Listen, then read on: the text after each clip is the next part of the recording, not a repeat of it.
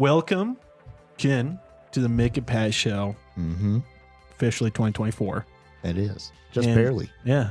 It's kind of weird because seasonally, our seasons are like beginning in November. For the show. For the show, yeah. That's when like our season 2 actually started, right? When we got to a year doing episodes. But kind of close to like a new year. Like I feel like we really started rolling episodes out right around the new year. Like our Christmas episode last year was one of our like first 10 episodes. So kind of a new season here. Yeah. But anyways, joining us tonight is a new friend of ours, Billy. Feel free to introduce yourself, man. And I don't know. I'm Billy. There we go. Yeah, he's Billy. Yeah, we've known each other for a little bit now. Yeah.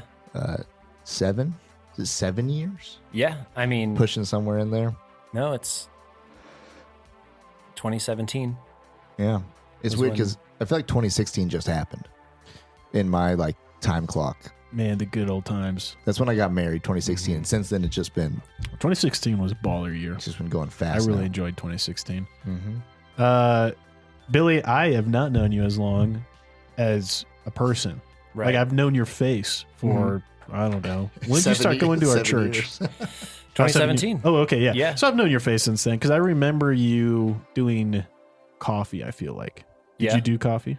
Like I've done all Sundays? the things. Yeah, yeah, except for security, which is it's something I'm aspiring to. I need to get my concealed carry. No, dude, you can use those karate chop calluses. You don't need a concealed carry to be my body shield. Like I think we got guys on the team who don't even like guns, but I just know like, hey, like I'm just gonna put my hand behind your shoulder while we lead in here. For real. No, I'm just teasing. But yeah, no, I've recognized you for a long time. I didn't know you and your wife were each other's spouses. I knew you were married because I had seen a ring on your finger, and I knew she was married because I had seen a ring on her finger, and I had never known you guys were married to each other. But anyways, I just recognize you for a while, and I'll say this. I was very delighted to make your acquaintance at a baby shower recently. You as well. I found out that we had a lot in common. And even today when Pat texted me and he was like, hey, this guy Billy's going to come over and take a look at the studio. He's interested in like learning how to do his own podcast maybe, which, let you talk about that, self-promo, whatever. But I was like, who? And then he sent me a picture of you. I was like, oh, yeah. No. Okay, that Billy, yeah. And I was stoked, dude. I was really excited that you're going to be here. So welcome to the show. Tell us a little bit about yourself just so people kind of know who you are, a little bit, what you like to do. Yeah. Maybe how, again, why the heck you want to sit with us. I was actually born in Ohio, but I am a Colorado kid. And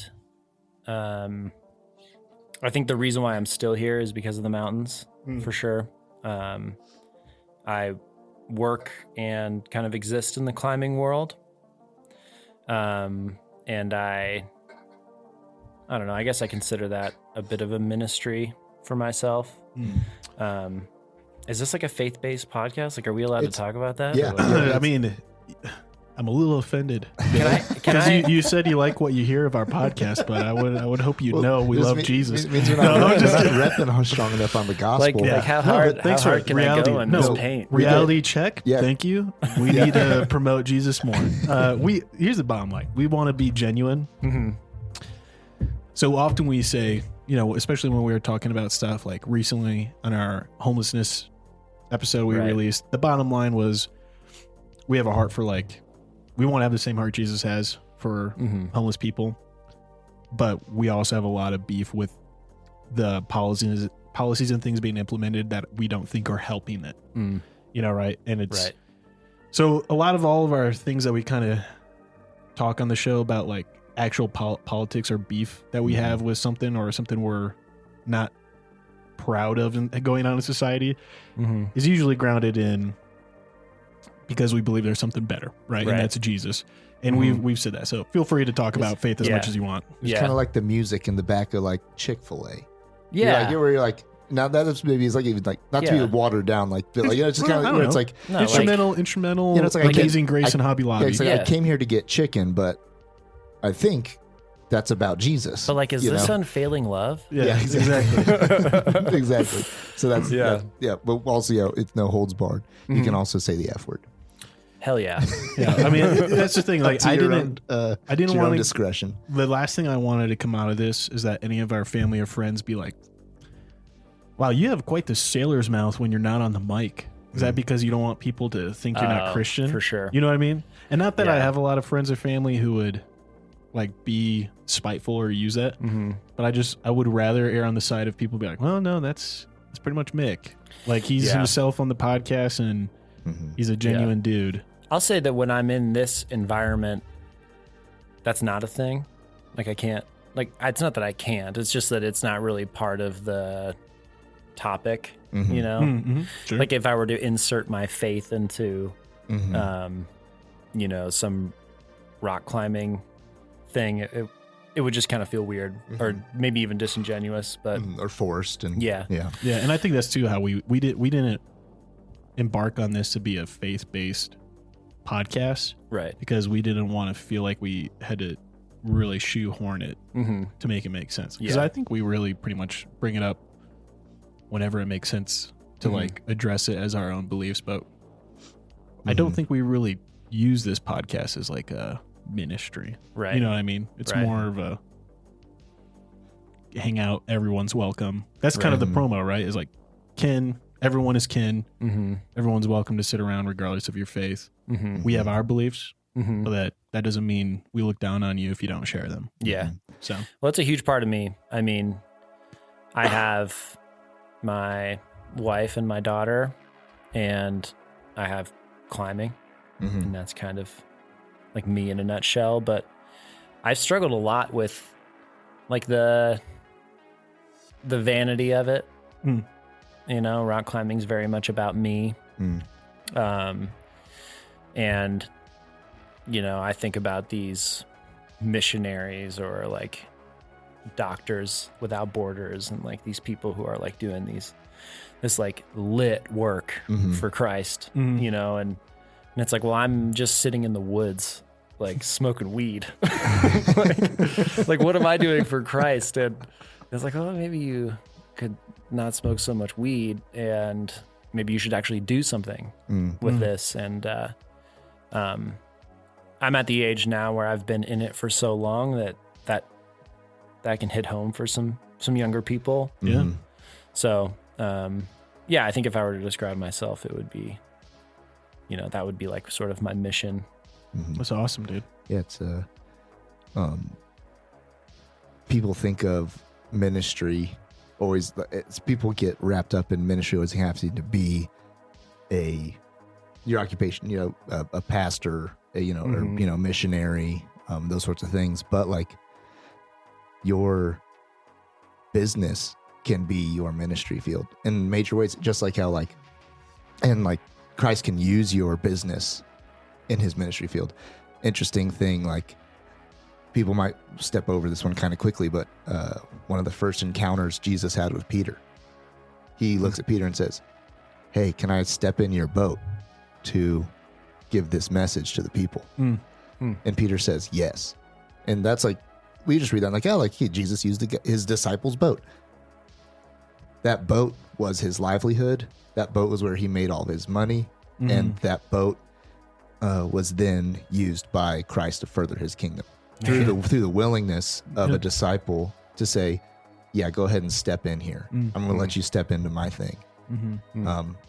And so that's when he's on the Sea of Galilee preaching the sermons that have been taught for the last 2,000 years. So like the impact of what letting Christ step into your business can do is, we don't even know what it could be. Yeah. I think I would say something that, I mean, we were just talking about it. I try to be very honest, you know, here. I would say something that like I hope doesn't hurt anyone's feelings who's listening, of like our friends and stuff, people I've discipled, mentored. But I would say like the most life change I've consistently seen in a discipleship or any kind of relationship like that is the people that I was able to sit down and work in a workplace setting and share the gospel with and answer their questions with. And I'm talking like radical, like, people. I remember there was several dudes who I never went to them saying like, hey man, would you want to read the Bible today? Not saying that's the wrong thing to do, but when I was working in the cannabis, I was working in the security industry, but I was mainly working armed security for cannabis because it was the Wild West in Colorado during those days.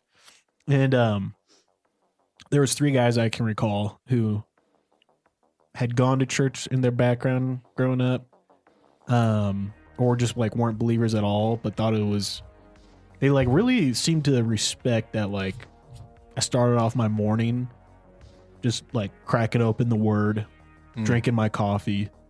And then as soon as the store opened up, closed it, threw my backpack, and it was business. And they're like, yeah, it's really cool that you have that, man. You know, I used to do that, or I used to go to church, whatever. And like, I was like, oh, cool. Yeah. And I just kind of kept on talking with them, got to know them. Those 3 guys quit working cannabis because they ended up like becoming believers, whether you want to say born again or not. And they just decided this is an industry that is just full of sin.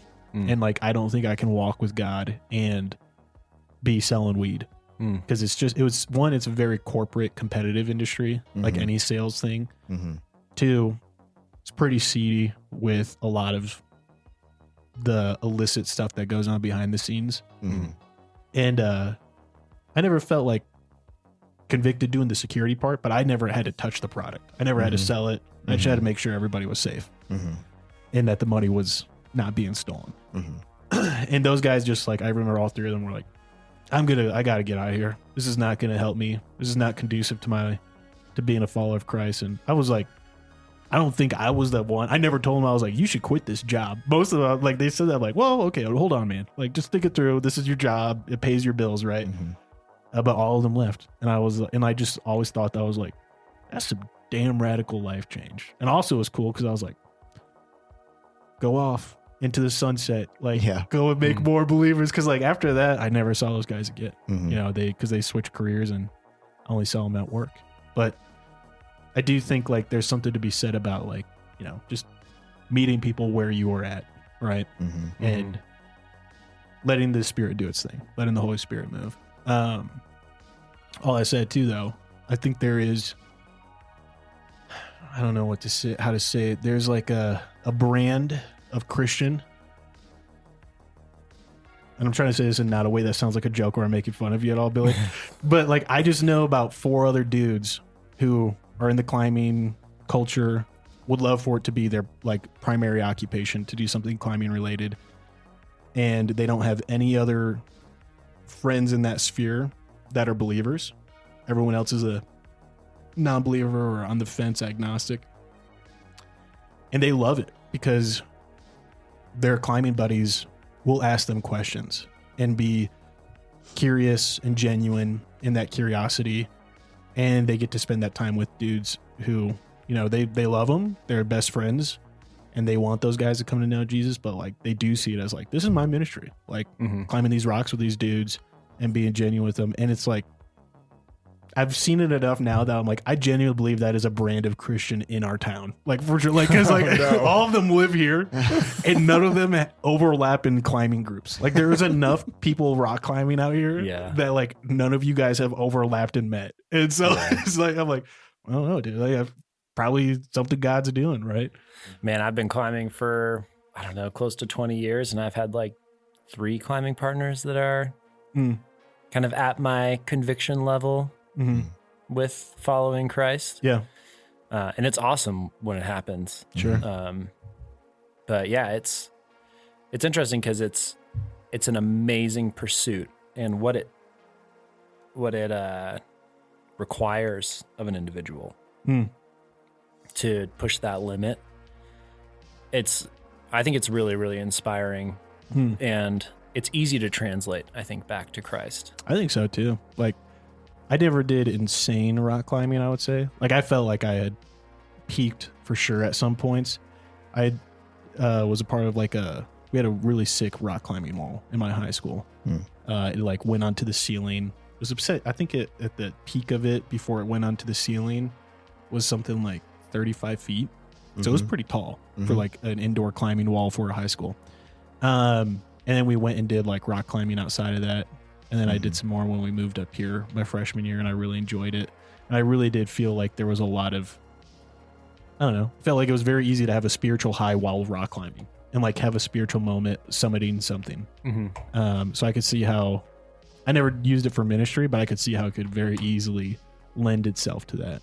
You know, when Ecclesiastes is talking about like enjoying your toil, that's like what life is figuring that out. Yeah. That is rock climbing. Yeah. I believe that. I like it. Enjoying your toil. It's true. Pat, were you ever a big climber? Or did you ever get into it? Have a phase? Yeah, I was. There was a time in my life where I pretty much climbed almost every day for 2 years, 2 or 3 years straight. So I did climb quite a bit. My senior year of high school and then freshman, sophomore year of college. And so I had an uncle who was a big time climber, and he kind of helped me get into it. But then also I was just always climbing on stuff too as a kid, and I'd always get stuck on top of trees. It was like a 5 to 7 year old, and I'd have to yell till a neighbor went and got my dad, and he'd help me climb down, because down climbing not easy, up climbing easy. Yeah. In comparison, right? Yeah. So so I always enjoyed it. And then I did, through high school I climbed, but my senior year, me and my best friend, we took our fourth period together, and it was a block schedule. So we did AP Lit one day. The next day we did our partial at the same time. And his dad was a pretty big climber, and he'd built a 40-foot wall in their backyard. Whoa. It was super huge. it was super fun. For like a backyard project. Yeah, that's massive. His dad was we could do a whole podcast on just his dad. He's like a crazy inventor guy, like just Tesla coils and That's just awesome. barrels full of like gunpowder just for experiments, and dirt bikes, and but like he was an engineer, rock climber, British dude, worked on motorcycles, just super cool all around guy. So you're like lead climbing in this guy's backyard. Yeah. So what we would do is they had it was built with telephone poles, and then it had one side was like super easy, and it was pitched positive pitch, so you could it was easy to climb.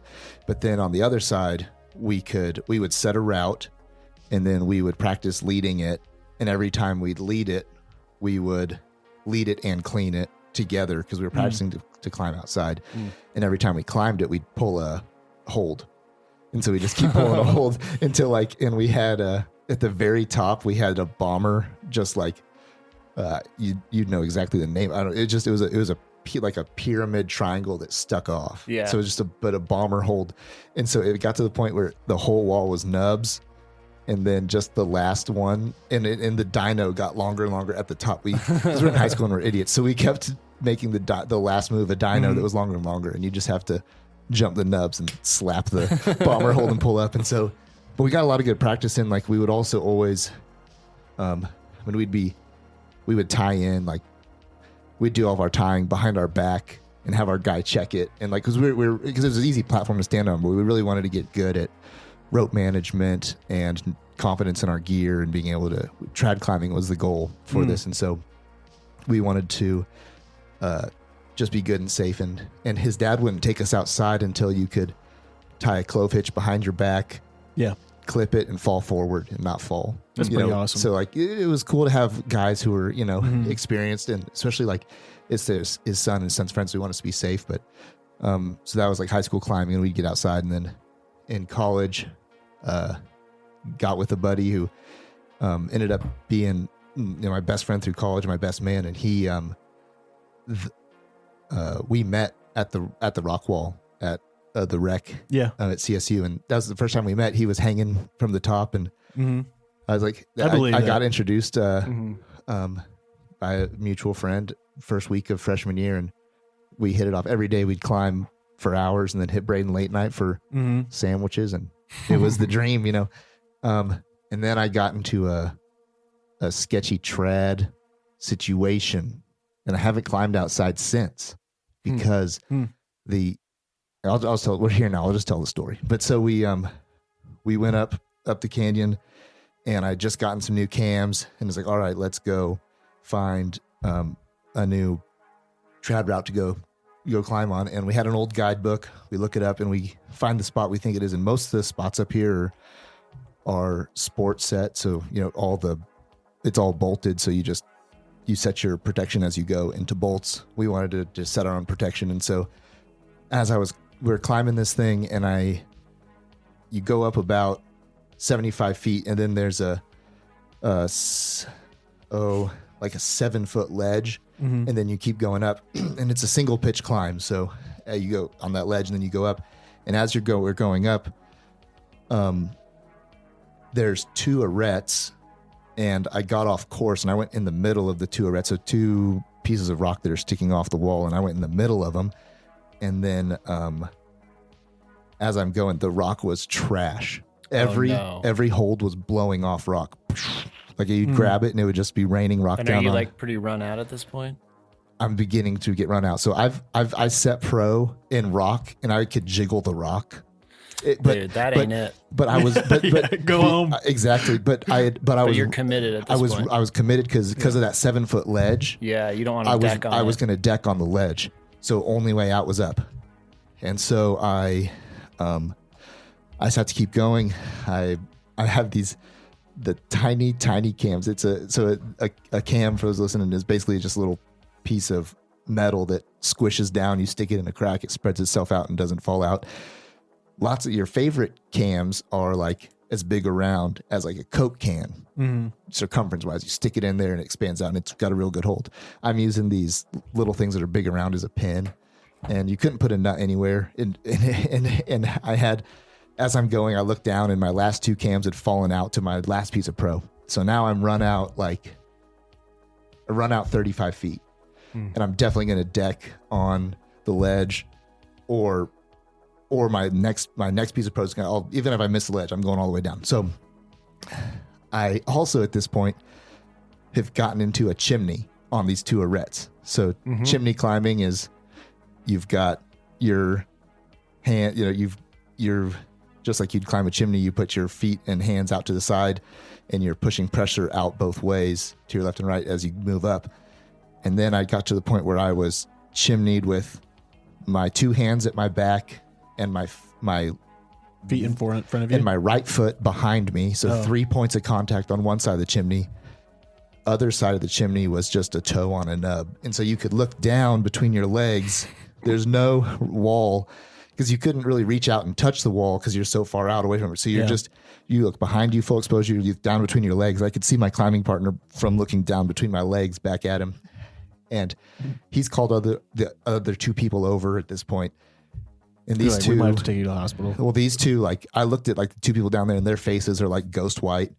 And I'm like, damn. And you don't want to see that. And he's like clipped himself off in case he has to take a whipper to take my slack. But then at this point, it's too bad. He has to unclip himself so that he can, if I fall, the only hope is for him to run backwards as fast as possible to take out as much slack of the rope as possible before I hit.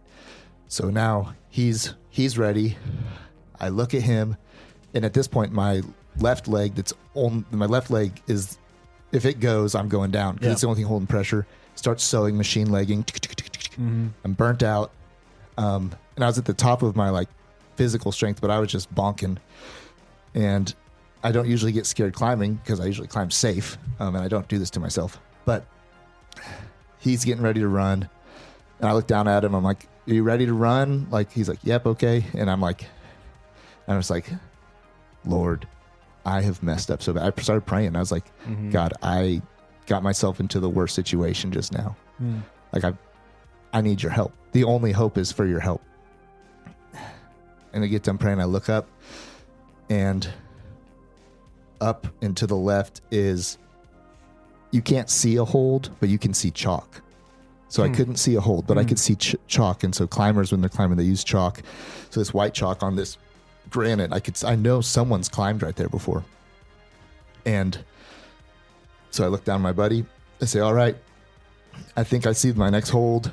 I got a dyno up to this thing, and you got to get ready to run." So my hands behind my back, I push off the wall, kick with my left foot as hard as I can up, and in my mind, the dyno, it's like Michael Jordan in Space Jam. His arms just right. I don't even know if I do know my toe did leave. Like I did leave I left all contact. Yeah. I do know that, but it might have been a centimeter. I don't care. Doesn't matter. Yeah. I left contact with the rock. A lot bigger. Yeah, my tight keister, but I jump and I just slap at this chalk. Totally blind. Blind slap, bomber hold, pull myself up, pull myself up. 2 chains. Let's go. Right there. 2 chains right there. I grab those. So at the top of a route is where the chains are when it's over. So I found the top. So I grabbed those chains and I pull myself up, and I clipped in like 28 different things. I was tied off. I was like, I'm not falling. So I got all clipped off, and I just sat there for like a good 15 minutes, just breathing, calming down. Had a cigarette. Yeah, I should have. And then got my crap together, got the rope set, and then we're in college. We're not going to leave the cams behind, right? So, but also at this point, it's safe for my buddy to come clean the route. So he comes up behind me, and he's like, it takes him a long time to like clean the route, and he's like, "You freaking climbed this?" Like, because he's also it wasn't so hard as the fact that the rocks are blowing off. But anyways, so that's the last time you climbed. That's the last time I climbed outside. So faith in Christ and rock climbing can be very. My heart's up right now. I'm at 110. Yeah, dude, my palms are sweaty. I relive it every time I tell that story. But anyways, I think that's the last time I climbed outside because I just, 1, we got busy with life, and 2, like my prefrontal cortex developed a little more, and I was like, I just kind of diverged from the path of That's climbing, bro. That's kind of how I was with snowboarding too. I feel like I started after your wreck. Yeah, I was just like, is it worth it? I don't know if it is for me. For some people, it is. I don't think it is for me. So I just, that's it. And I love climbing. I was never elite, like competition level or anything like that. But if I was in a gym, I was like, you're doing great. Upper crust of like climbers and stuff, which was fun. It was cool at that point in time to be. I was strong as heck, and I had monkey arms, and it was great. I just think you have the build of a climber too, though. Like I could see you. For the longest time before we knew each other, I thought your blue collar job was lineman. I thought you were a lineman, bro. Just because of your build. I was like, you look like you're built like a lineman. And at that point too, I was also like 50 pounds lighter, but my arms were bigger. So it was like, I had a good climber build back in the day. But now I've got a bunch of climbing gear that's sitting, and I want to get rid of it before my kids find it. Not that I'm not going to let them climb. But that's how I got into it. I found my dad's climbing gear and I started climbing. Yeah. When I was in high school, I inherited somebody's whole rig, and it was the same situation where he's like, I don't want my kids to find this. And I was here you go. Oh my. And I climbed on that rope and on that gear for too long, way too long. I should come clean. Like, don't get me wrong. I thought I was a pretty good climber. I know I was at the top of like in my school. I never owned any gear. I never climbed anything higher than maybe, if you count our gymnasium ceiling, and if you took that inverted ceiling climb and straighten it out, probably 45 feet into the air, right? So like, look, guys, I don't want you thinking like I got anything like that. I loved it, but I also never loved it enough that I was like, I'm gonna go buy a crap load of gear and like set out. I also just never really, I guess, had the desire to like climb super tall stuff. And I think that's because I don't know that I'm afraid of heights. Oh yeah. But I enjoyed climbing a lot. I thought I got the high, especially with friends, and doing routes and stuff and feeling like accomplished and seeing improvement over time. A route that was impossible became doable. I also, though, got sewing machine arms and legs all the time. And I remember my like coach in our climbing course told me, she was like, I think you're afraid of heights. I was like, I don't think so. I've never been afraid of heights. And I got my mom who's afraid of heights. And she's like, no, I think you're scared of heights. Like your whole physical reaction is that of like you look like a ghost when you're up at the top of the route. I'm like, I think that's just because I was holding my breath. I feel really good. I don't feel scared. She's like, I don't know. Like that's adrenaline because your body thought you were dying.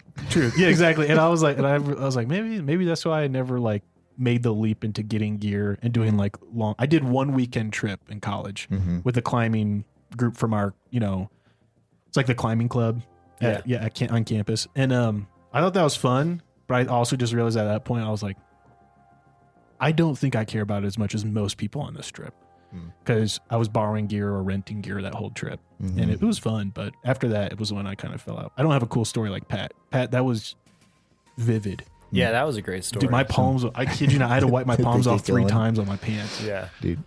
I was in it. Yeah. And if you've climbed a lot, you've either been in those situations or seen it, or you know how easy it is to just F up. Yeah. And well, and that's the nice thing about bolted routes. You're like, oh, well, there's the bolt. I'm going to go towards that. But when you're trad climbing and route finding, you can definitely get, off course. I've gotten off course before too.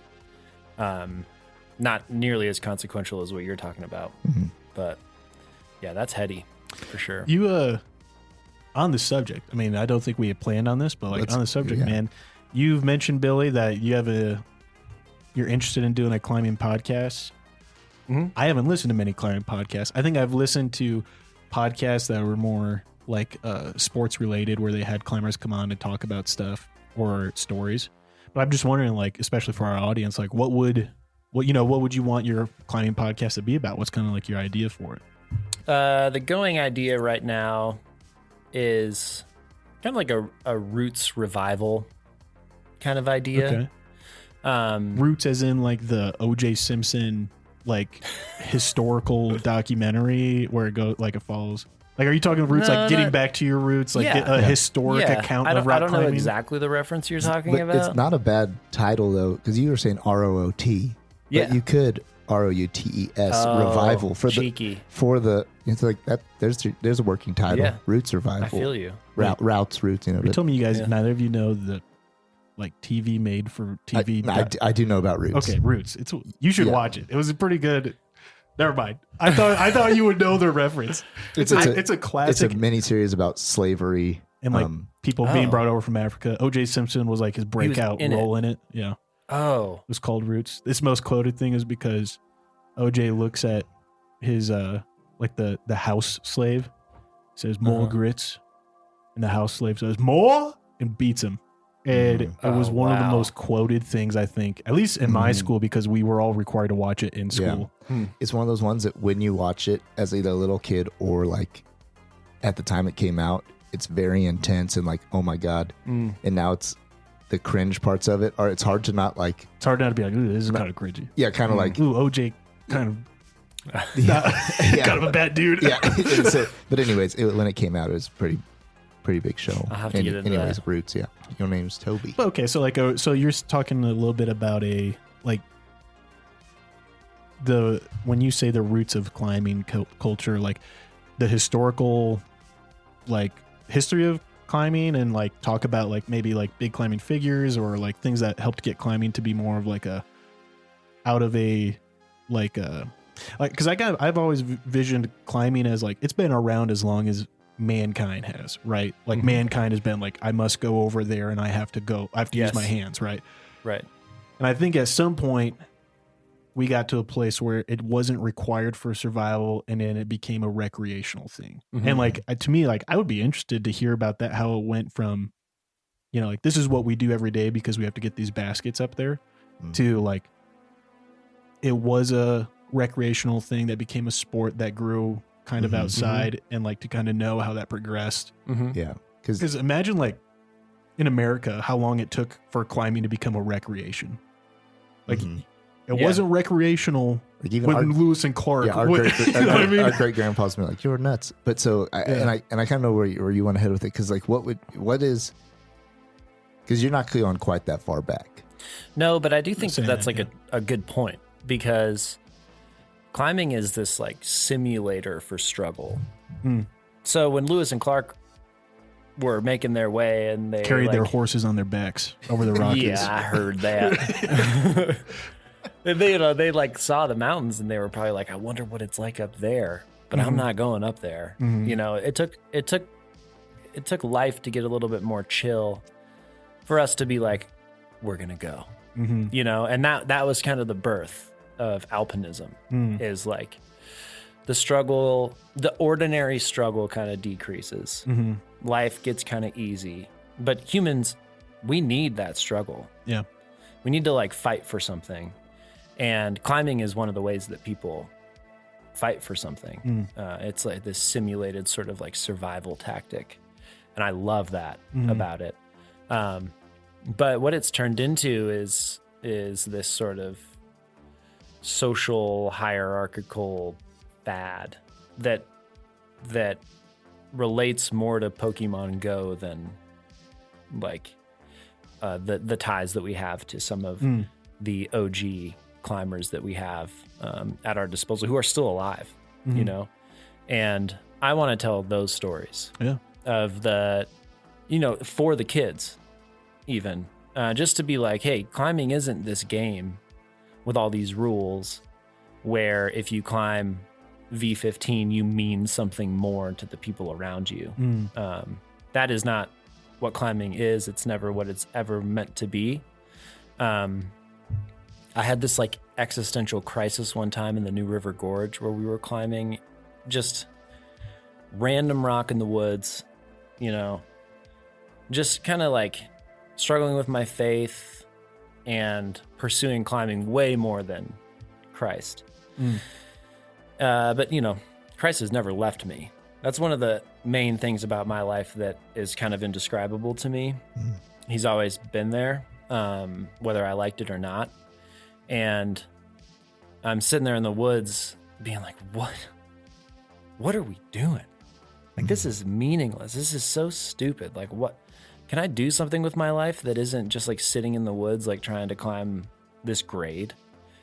And I just felt this, you know, pretty powerful message that if you believe what you proclaim to believe about me, which is this all-knowing, all-powerful God, then I knew that climbers would be, that people would be interested in this, that people would like look at the mountains and want to be on top of them, that people would look at these walls in West Virginia and wonder what it would be like to scale that wall. And it birthed this like pretty beautiful people. But we've kind of bastardized that in a way where we've turned it into this commodity. And I want to be a force that fights that narrative for people, because climbing isn't about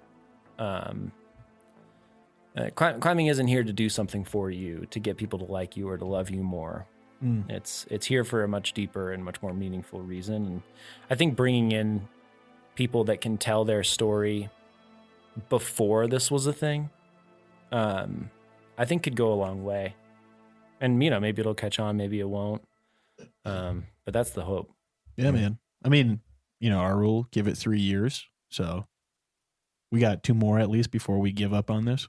Oh, yeah. No, but I think that's cool. And I think that is definitely something like, one, I mean, I would listen to it, and I'd probably listen to it just because of how close in proximity I think so many of my other friends have discussed climbing, you know, especially the ones who are still very active climbing, you know, every weekend, once a week.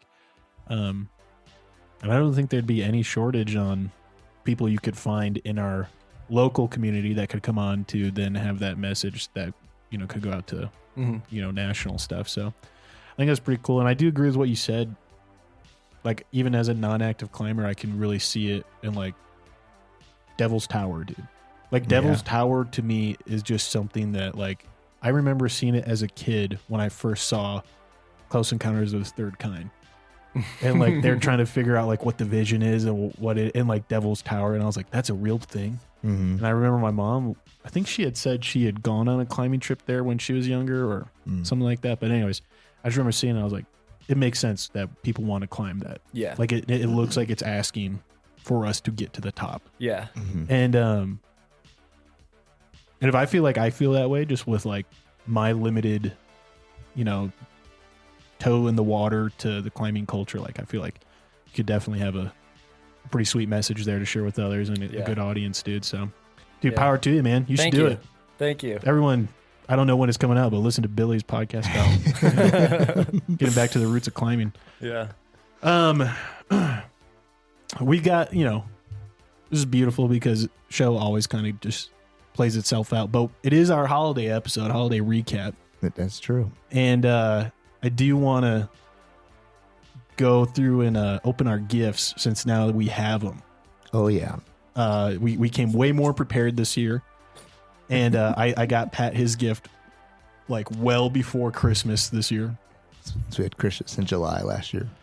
Yeah, that's okay though. It was fine, and I don't take responsibility for that. The waiting makes the heart grow fonder, or something like that. And the gift, yeah. the commissioned graphics that I did for our ads and all that. Oh yeah, I had no control over when those were done. That's true. So I was like, I commissioned them back in November. They just took 6 months to get done. And I liked what happened. Yeah, all right. So. Should we grab our gifts from behind the curtain? Yeah, and I think Billy's reaction here will be genuine. Like, Billy will see our gifts as they unwrap and like he'll let all the audience know if they suck or not. I'm so honored to be a part of this. All right, here we go. I hope that's an AR-15. That'd be like not that great of a gift for Pat because he already has 2, 3. Undisclosed. Yeah.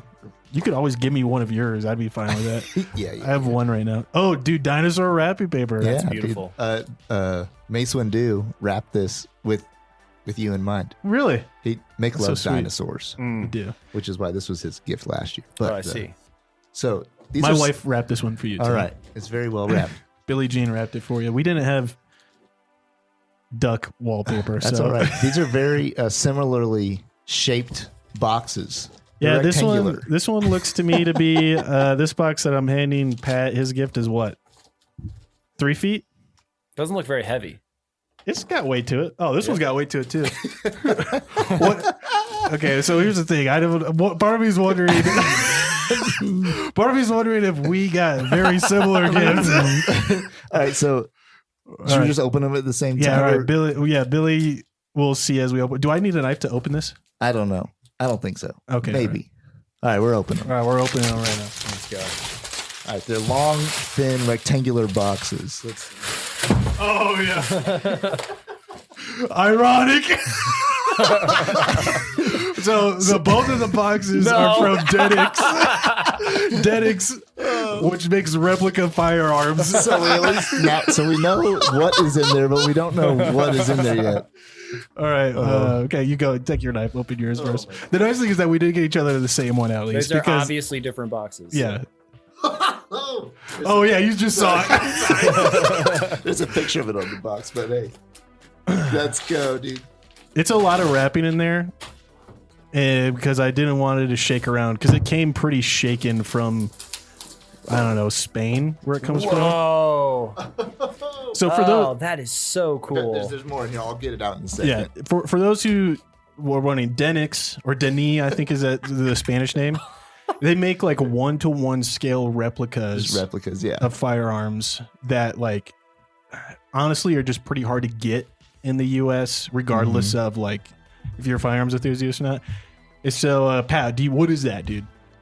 Is it Thompson? No, not a Thompson. No, it looks like what is it? It does look like a Thompson. It's the Russian version. Oh, the Russian. It's the PPSH 41. PPSH-41. All right. Wow. Which was a like highest fire rate submachine gun in World War II.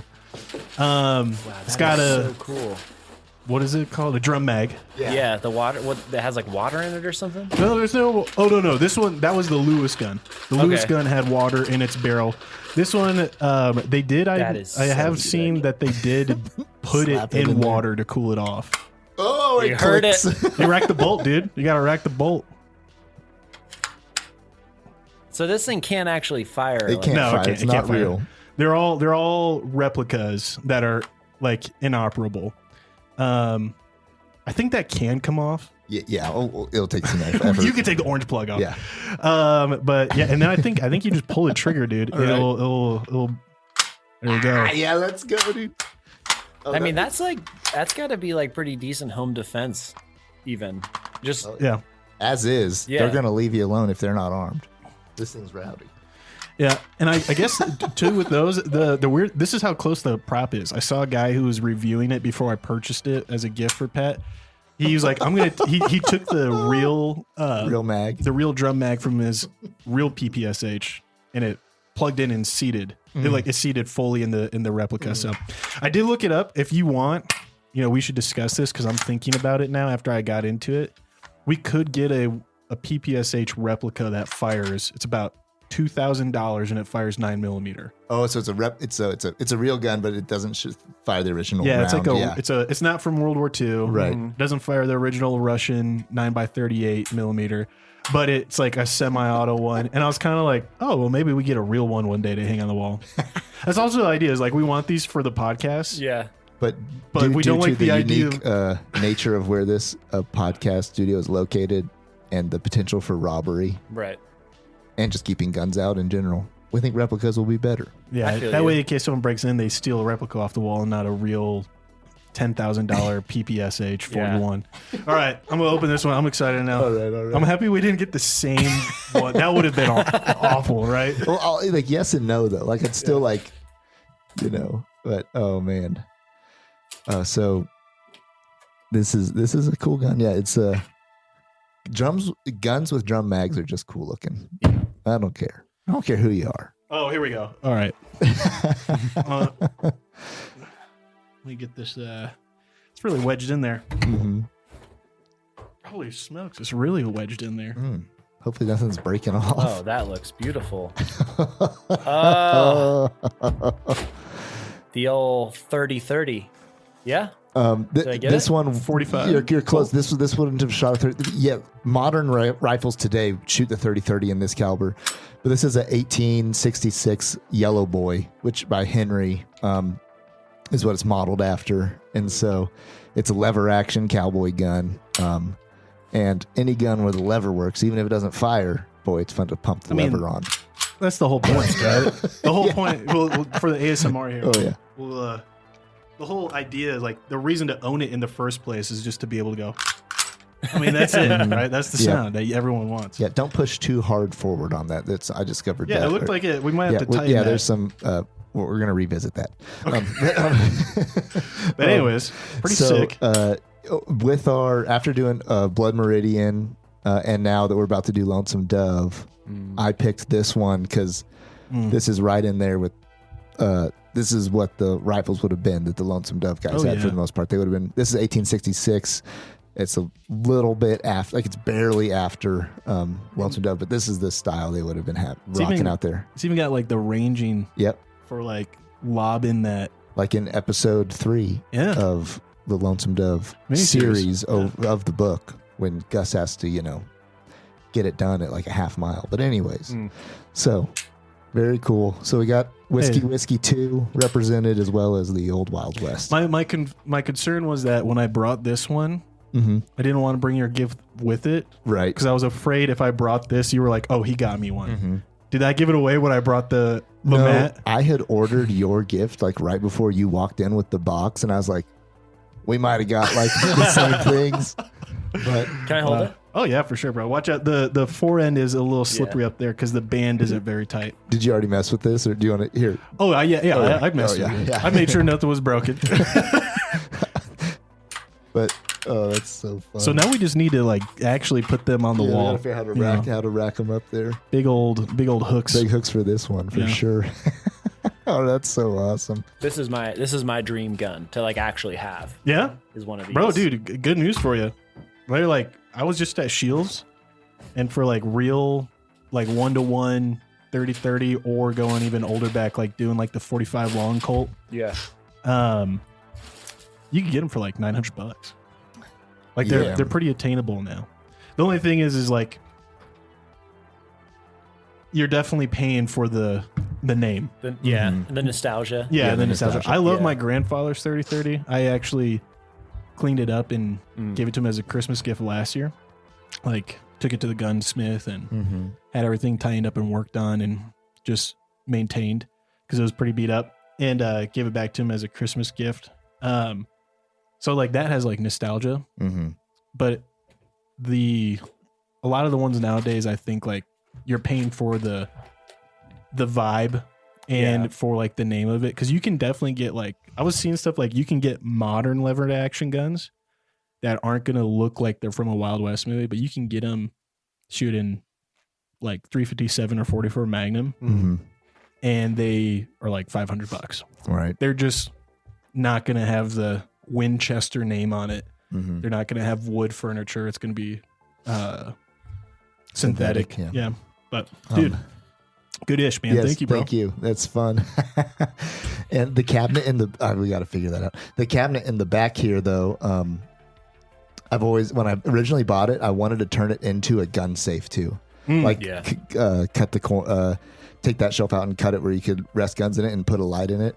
But the thing about it is, it's a window with no lock, so you can't really make it into a gun safe. Yeah. Like until I'm like a old grandpa someday, I can put some shotguns in there. But like I got like 3-year-olds running around. Like that's not an option right now. But I think that's actually illegal. It's not. In Colorado? No, it should be. It should be, but it's not. Yeah. So like it's very irresponsible to not lock your stuff up. But okay, I want to be very clear about this next thing. It is mine, but I brought it to share. Oh, like you got it because you want to like show it off? Because I want to show it off. Kind of like how I showed you off my Enigma holster. Yes. Everybody go get yourself an Enigma. I love it. It's for concealed carrying while tucking a shirt in. Fancy holster. That's my promo. There you go. All right. But here's the deal. This was a gift to me from my brother-in-law at Christmas. So it's mine. But I'm going to share it with you. At least some of it. And it's these, dude. Vigilance Elite Gummy Bears. so Billy might not know about this, but here.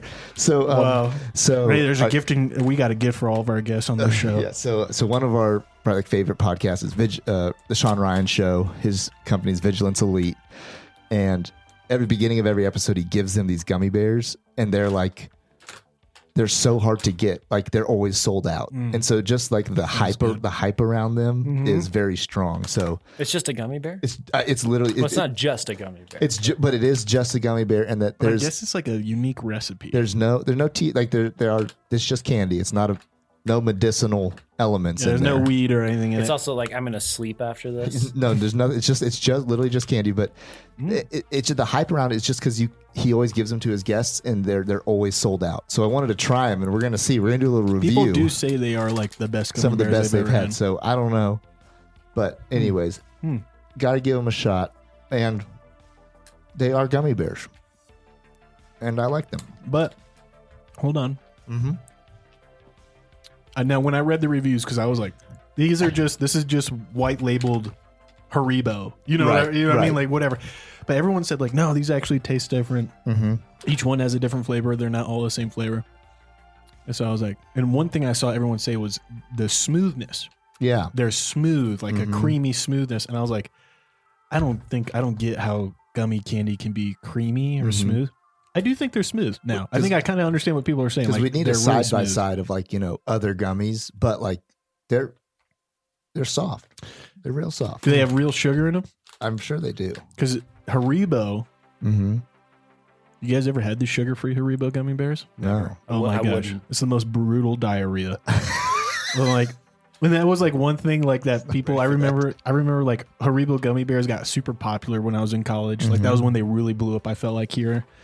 And it was just like some girl on this like trip we were on was just like, yeah, I got the sugar-free Haribo. They taste like the real thing. We're like, oh, awesome. Yeah. And we just were eating handfuls out of this giant 1-gallon bag. And everybody the next day had just the worst cramps and stomachache and diarrhea. And it's because of that, whatever the fake sugar they use is in gummy products is like brutal on your digestive. Yeah. I mean, I'm sure. And the number one ingredient, corn syrup. That's what this is. But anyways, I just thought that was fun. That is fun, dude. It's just it's like you hear about them on the show, but you can. They're always sold out on the website. So my brother-in-law, he checked in like every day for like weeks until he could get me these. That's a great gift. It was. I was really excited about it. Just the thought. I will say, I had a blue one and a yellow one. The yellow one tasted exactly like mellow yellow. Okay. And it was kind of a flavor blast. I did have two different colors. I had a peach colored one and a blue one, and I thought they were noticeably different tastes. Oh yeah, they are So anyways, and we can't kill it here because I got to take some to my brother-in-law. No, I won't kill it. I just was trying to see if I could taste the ones I haven't tasted. Yeah, you got to do some different flavors for sure. Okay, all right. Well, dude, no, this is a great gift. And immediately I just, like, when you pulled them out, I just heard Sean Ryan in my head going, everyone here gets a gift on the show. Mm-hmm. And we got you a special gift here. The Vigilance Elite gummy bears. They're hard to get. Every time he gives it, he says the same thing, and it's in that tone. And he always says, this thing I love that he always says that I'm always like, I feel kind of bummed. He's like, any guess? Any guess what they are? And like, no one. Most of the guests are like, I have no idea. A gun? But he gives them to everybody. So it means like he's like, they never even watched listened to my show before. No. There is like, I think two or three people he's had on who like in the last year were like, oh yeah, I know what's coming. They're like, they're like, I came here for the gummy bears, my friend. Anyway, so Vigilance Elite gummy bears, go get you some if you can, if you have the discipline to hit the refresh button until they back in stock. But anyways, the white one is distinctly pina colada. That's wonderful. That's like a strong pina colada. It's good. On the Sean Ryan show, the guy said he always tells him like it's like there's no weed in him. He said someone wrote into him like, hey man, like I'm on my third bag and like nothing is not happening. Feeling anything. He's like, what's the deal with your product? And the dude's like, it's just gummy bears. He's like, oh, right on. What a letdown. Mm-hmm. Oh, that grape one is grapey. Mm-hmm. Okay, cool. Well, we were talking a little bit. I was talking with Billy a little bit before we started, but holiday recap.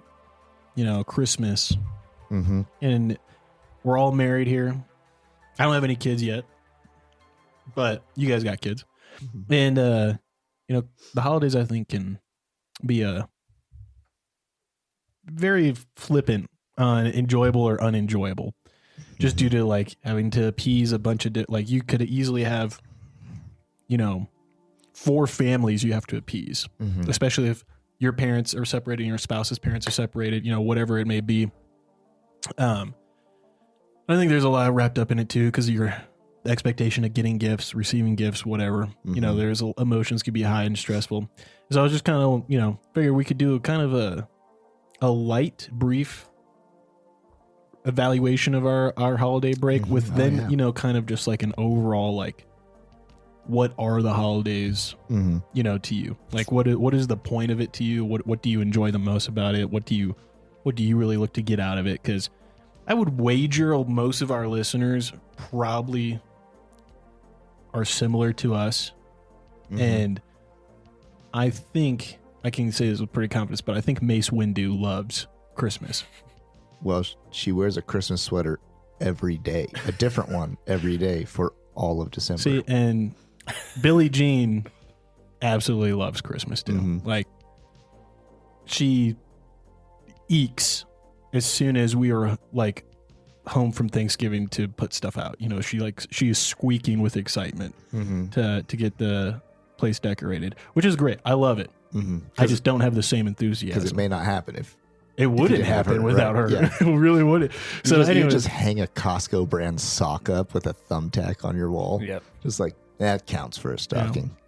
But anyways, so Pat, do you want to start us off? A little recap and then, what the holidays are to you, what you enjoy about them? Yeah. So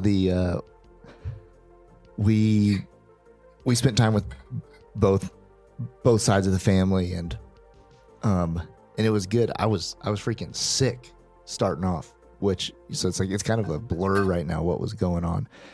And we went to my in-laws side for Christmas, and it was good. We had 10 people in a 1,000 square foot house. So that's tiny. I'm not going to make complaints. Intimate. I'm just going to say it's tight. That's all, and it's good. We, luckily we all like enjoy each other and it's great. But, it's just like, it is, if we didn't have a good family dynamic, that'd be tough. It could be a very rough, like there is no like go to your own space type thing. And so luckily we are like super close. We all love to see each other. And so we enjoy being with each other, but it is like, it's not vacation-y. You know, you're in the. How do you sleep 10 people in a 1,000 square foot house? Good question. Because our apartment is 980 square feet. I know. You just do it. You put some hay on the ground. We packed in. We just packed in the rooms, and so, but it's tight and it's good. Like my sister-in-law who's in high school, she had to like give up her room for like me and my wife to sleep in, and she had to sleep in the bedroom with kids, with the boys. Nice. You know, like, and it's like that's awesome. Which like when she was in like middle school was like super fun for her, but now is kind of like there's a man sleeping in my bed and in my room. I can't like go get stuff out of my room, like, you know, like whatever. But it's good. We had a good time, and right now what's interesting is trying to figure out like holiday dynamics where, because we're young families, our only traditions we have are at our homes with our families. So there's coming a time now where like my boys will wake up and have Christmas morning in my house, right? Like, and like, so our family traditions will start, and like grandparents can come like be a part of it and be there, and I want them there, and I want my boys to have memories at both grandparents' houses, right? Like I have good memories of like Christmas morning at my house growing up, but also have good memories of like occasionally we would like stay at a grandparent's house, or like, you know, the day after we go to a grandparent's house, whatever. So I want good memories for all that. I want like awesome relationships for all that. But the navigation now is just like, okay, how do we best, like, now that my boys are at the age of Santa and, you know, having their own family traditions and figuring out like what our family looks like Christmas morning is going to have to start like just shifting to like to my house and like have our own family traditions and those sorts of things. So that'll be a bittersweet thing, I know, for the grandparents, because both parents on both sides love being parents and love having kids home for the holidays, and we have like beautiful families, and like, so it's just like, I know it's going to be like even like they'll agree like, yes, it's time for you to like do your own thing in a way, you know, like have your Christmas morning. Also, like, that makes me sad you won't be at my house that morning, you know, like that's where, like, you know, because they want to be together. That being said, I think the best part about all that is that we all still want to be together, because that's not the case for a lot of people on holidays, you know. Families, so like it's a very normal thing. Like what I'm saying is a very normal thing for a lot of people, and also for a lot of other people that's not a normal situation for them to be living in. So yeah. And are you on the scale of like a Scrooge, Grinch, and Buddy the Elf? Yeah. Like, where do you find yourself in Christmas holiday? And I say Grinch in the middle because Grinch, he comes around. He comes around, and if you watch the Jim Carrey one, he's like, it's very up and down, you know. Roller coaster, yeah, like by the end, he's really about Christmas, but also in the middle of the movie, he's really about Christmas. You know what I mean? Yeah. Like it's got its ups and downs. So I'm wondering, like, where do you find yourself? Yeah, I mean I feel like it's normal, like as a human, from like the day you learn that he's not real onward, it's like just a crawl towards like Grinchness and or Scrooges, and the different things that happen in your life can take you down the paths of like becoming a Grinch or a Scrooge or a denialist who go over to like the Buddy the Elf, you know, or they're just a person that has peace in their heart. I don't know, you know, but or they're just a very happy person. Exactly. That's not been spoiled by the world. Yeah, untainted, which is beautiful, good thing. Innocence retained. But I think I'm somewhere in between the Grinch and the Buddy the Elf. Gotcha. Because I do love Christmas, and what's the best part about it is now, like, when you have kids, the joys of life become new again. I think I've said this before on the podcast too, where it's like, I'd never call up like, Mick, Billy, guess what we're doing today? We're going to the zoo, you know, right? Like you'd be like, what? No, like that is not how I'm going to spend my day. I'm not going. I have work. But in the morning with my boys, if I'd say, guess what we're doing today? We're going to the zoo. It's like dance party, excitement, running around the house. And then we go to the zoo and it's fun and I enjoy myself and it's great, you know? And so same thing with Christmas now. It's like you get to the joy, one of the joys of having kids is getting to do it again, relive it through their eyes, you know? And it's like this year, my oldest, like he's 3, almost 4. So he's like, he gets it. He's like, he has Christmas memories now. Yeah. It's funny because he'll talk about like last Christmas and, or like he just, he knows, he kind of knows what's expecting. Like my youngest, he's like, he's just, it's here. great. It's great. We put like his favorite, we put his favorite snack in his stocking. And so like, he like pulls like cool toys out of his stocking and then pulls out a fig bar snack. It's not like a good snack. It's a fig bar snack. And he's just like, just handing it to me, like open it now. And with the snack, like he's oblivious to what's going on in my youngest. And my oldest is like, right now he's been on a big astronaut kick. And so like we got him some rocket ship stuff and got a model rocket like for 10-year-olds that we launched and like whatever, like astronaut suit and all these things. And he's like, that's dope. And he's like, just all in playing astronaut. So yeah, that I think I'm just transitioning to being the dad at Christmas. You know, it's like there's a dad now, you know, which is good. So Pat, what are you gonna do about the Santa situation? The philosophical approach to Santa Claus. Yes.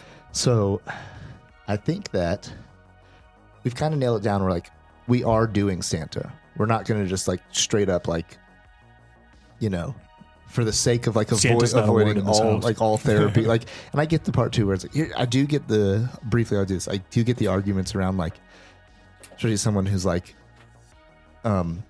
so you're going to raise a kid, you're going to tell them about the Easter Bunny, the Tooth Fairy, and Santa Claus, and you're going to tell them about a guy called Jesus Christ. Right. And they're going to grow up and they're going to find out 3 of those things are bullshit at very young ages. And might even be a letdown. Right. And then when they hit high school, college age, that 4th guy, does that become bullshit too? Right.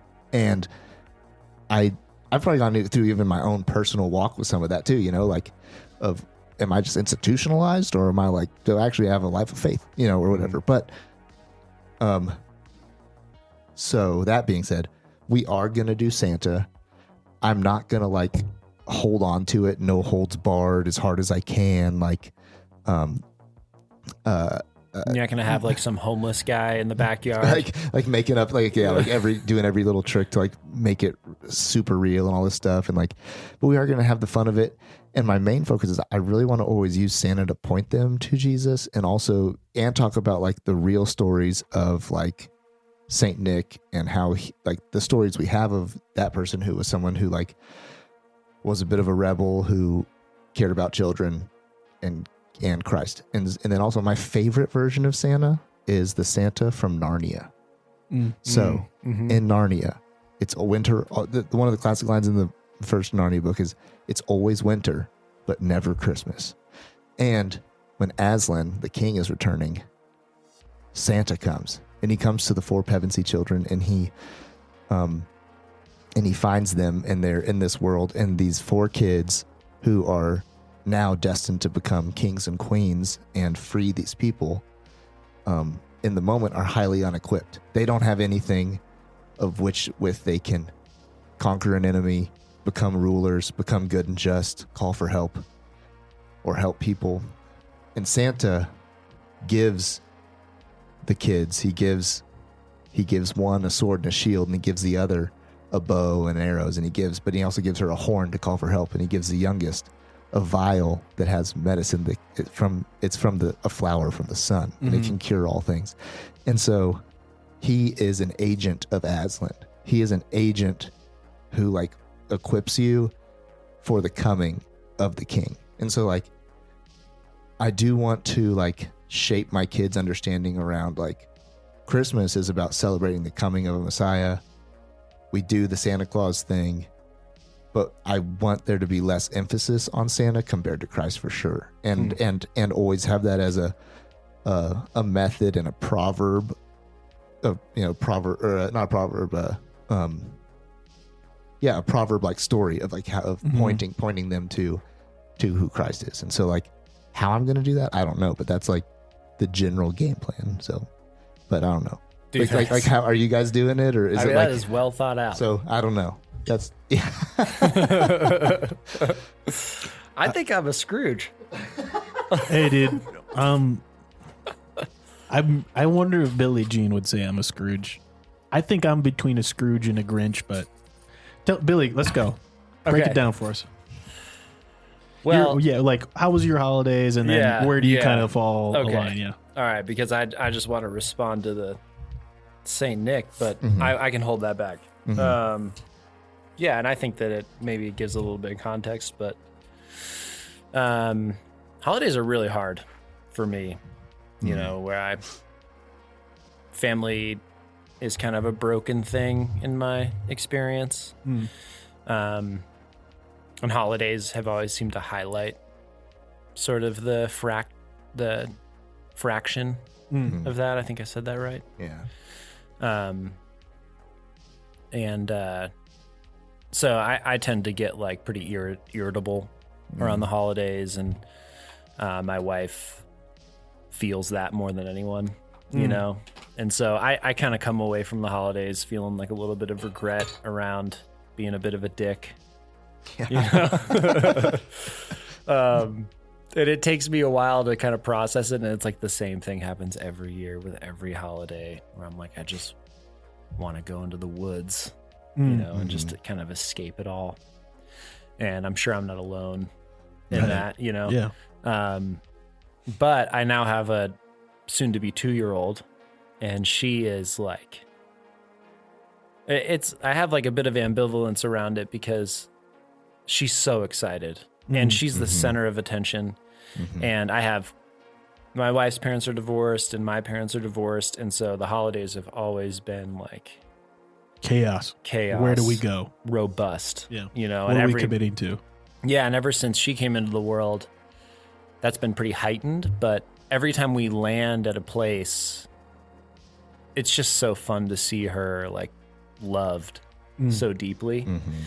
And, you know, I might be a little critical of the way people love on her, but it's all just like so cool to see her like making these bonds with all of our family that are going to be around, you know, for as long as they're around. So that was cool. That was like a big difference this year.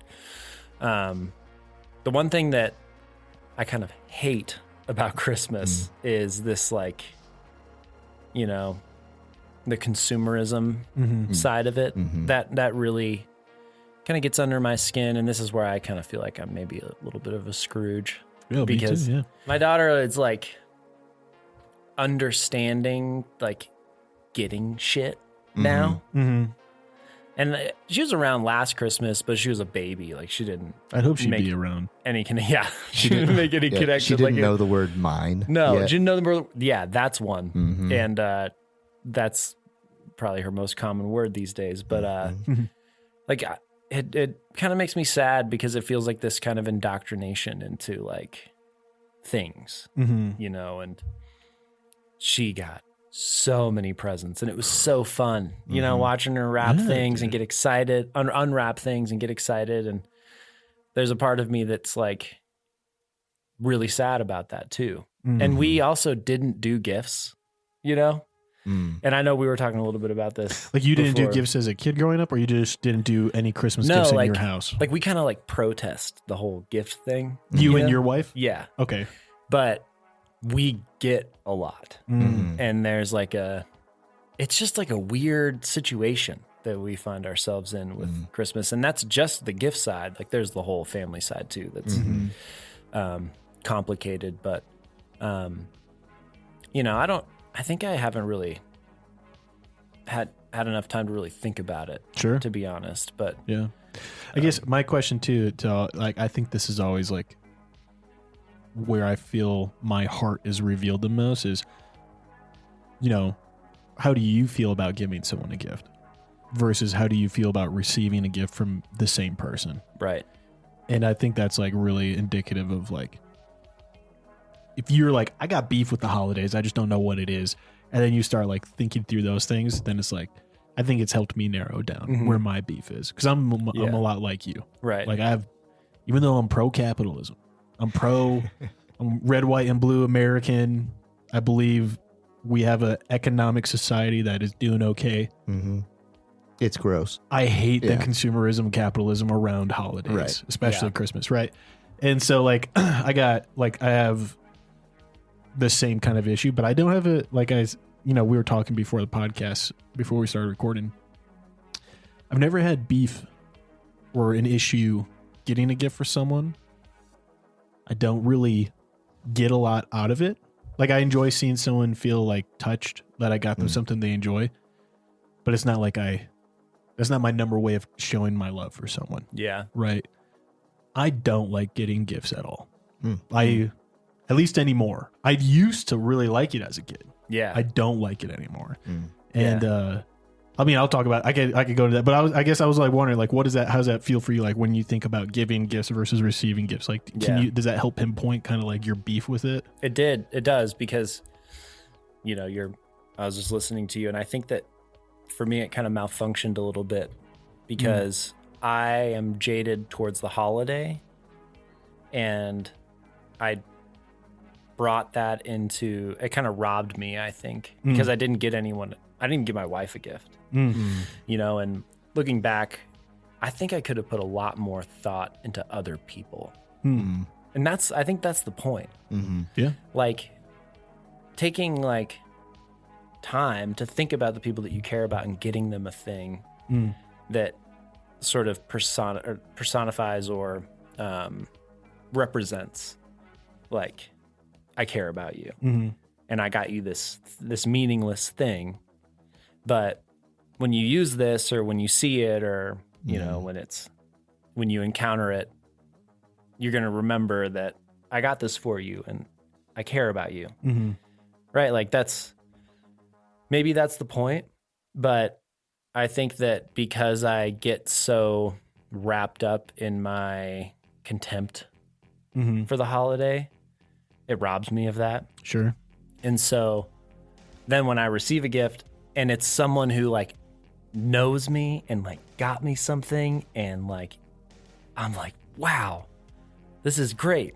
I got this, like, I'll show you.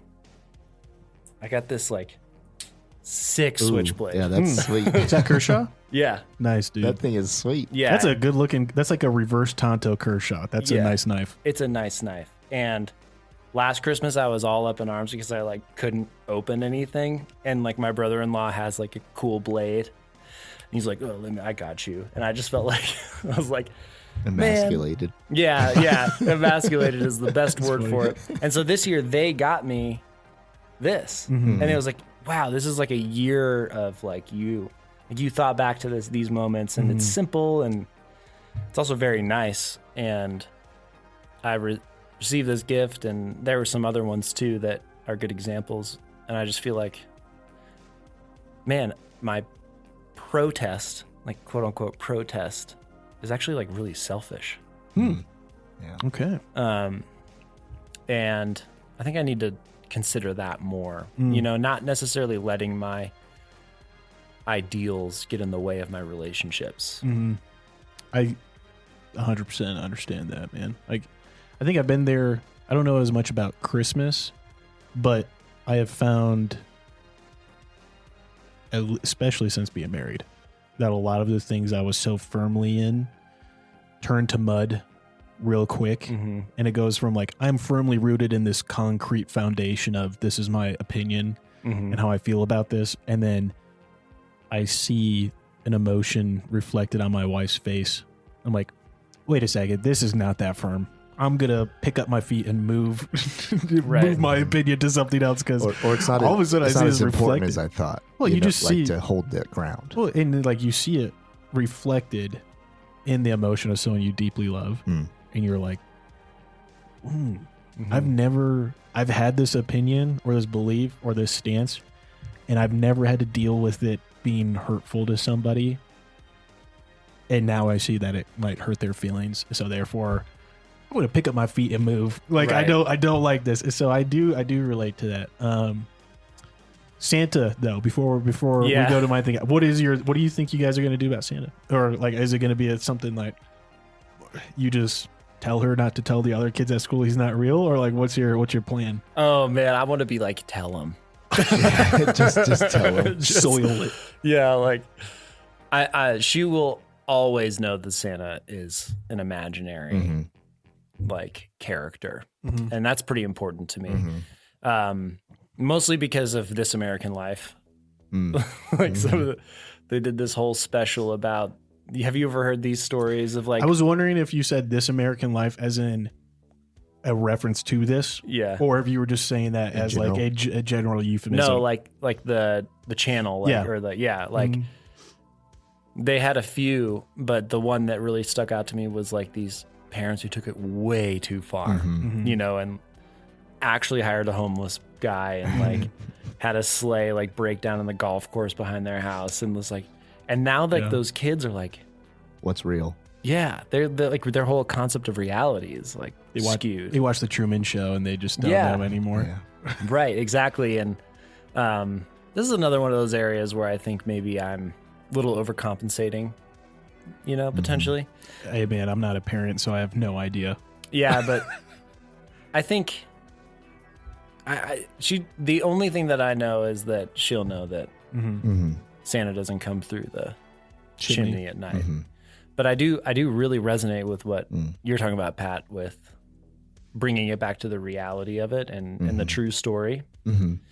And, you know, I've read those Narnia books and was definitely moved by that part of the novel. So maybe we'll adopt that. Yeah, because I think, like to even rephrase what I was saying too, like I've thought about too being like, celebrating Santa, like how we celebrate things that are gone now too. Like, you know, this is a representation of,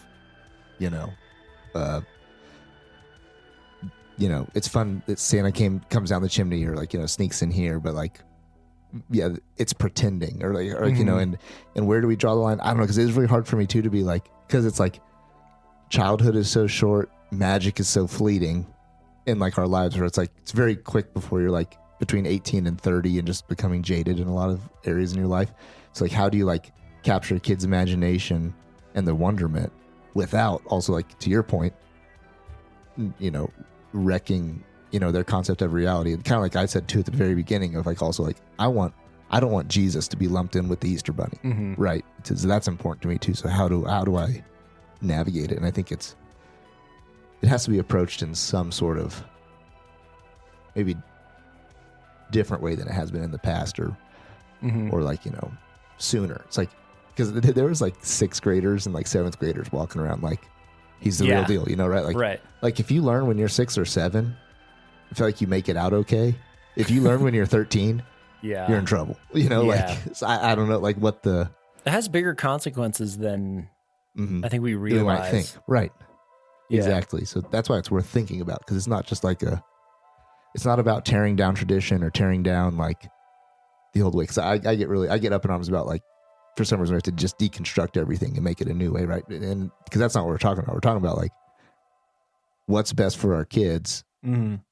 And how do we hold on to something that's fun and also not have it be damaging, because that's not worth it. So I don't know. I've got more thinking to do too on how we move it forward. It's also like, even my 3-year-old's already onto it. He was like, he like had a Santa gift. It's like in wrapping paper, we had downstairs, and he's 3. He just goes, he's like, this is from Santa. And he just goes, hey, this is the same wrapping paper we have downstairs. Yeah. And not like has like, it's cool Santa has the same wrapping paper as us. He's like, wait a second. Yeah. This is what we have downstairs. Like he's like, he's already on to it. Anyways. It's like somehow the Santa conversation is like wrapped up in the sex conversation, where it's like this like massively revealing to your philosophy. Santa's not real. You didn't come from a stork. Yeah. Right. It's like, what? Babies don't just come from an island in the sky. Like, also, you're kind of touching on my opinion of how I plan to integrate Santa. Holidays were great. My in-laws, I call my father-in-law my Phil. Okay. I'll just say, what up, Phil? And my brother-in-law, I call him Bill. For Phil and brother-in-law. Bill. Yeah. Mill and Sill don't really work for my sister or mother-in-law, you know. Neither Those does are Dill someday when you have one of those. Yeah, no. So, but Phil and Bill just work because those are also names.